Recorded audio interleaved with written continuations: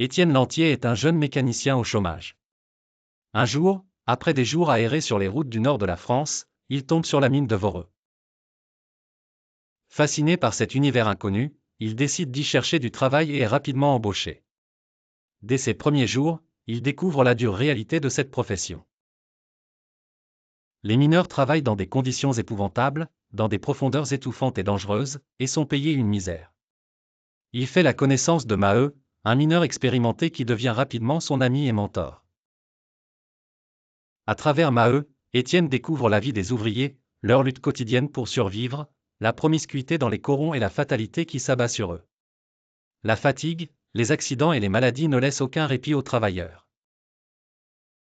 Étienne est profondément touché par cette misère et cette injustice. Au fil des semaines, la camaraderie grandit entre les mineurs. Ils partagent leurs rêves, leurs espoirs, mais surtout leur désespoir face à une vie sans horizon. Étienne, marqué par ses rencontres et par son éveil à la conscience de classe, commence à nourrir des idées de révolte.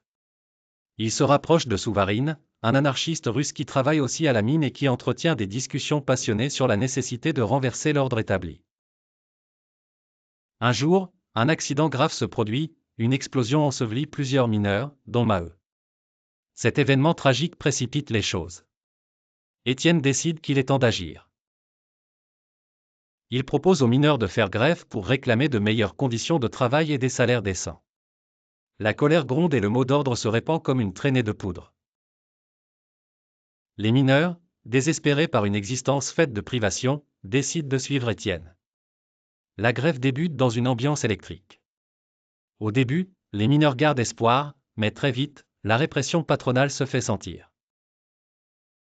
La faim et le froid s'installent dans les foyers.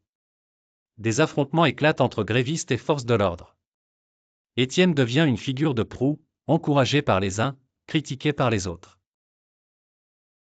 C'est un homme transformé, animé par une volonté de justice. Mais la lutte est inégale. Les mineurs subissent la répression violente de l'armée envoyée par le gouvernement.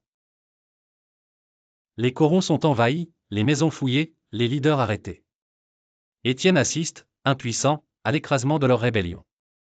Pourtant, malgré la défaite apparente, une graine de révolte a été plantée. Éperdu, blessé, mais pas vaincu, Étienne quitte la mine, décide de continuer à lutter pour une société plus juste. Il part rejoindre des mouvements syndicaux pour continuer la lutte ailleurs. Les souvenirs de ses camarades tombés au combat le hantent et le motivent à ne jamais abandonner. La fin de l'histoire n'est certes pas triomphante, mais la flamme de la résistance brûle encore dans le cœur d'Étienne et de ceux qui survivent. Germinal devient ainsi le symbole d'une résistance qui ne s'éteindra jamais.